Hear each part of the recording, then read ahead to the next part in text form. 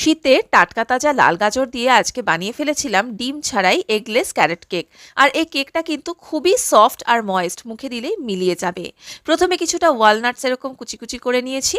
একটা গ্রেটারের মিডিয়াম দিকের ব্লেডটা দিয়ে দুটো লাল গাজরকে ভালো করে গ্রেট করে নিলাম। হাফ কাপ চিনি মিক্সিতে গুঁড়ো করে 2 টেবিল স্পুন দই দিয়ে ভালো করে ফেটিয়ে নিয়েছি। 1 কাপ ময়দা, হাফ কাপ পরিমাণ refined oil, 1 teaspoon vanilla essence দিয়ে ভালো করে মিক্স করে নিয়ে তার মধ্যে জায়ফলের গুঁড়ো দিয়ে দিয়েছি কিছুটা।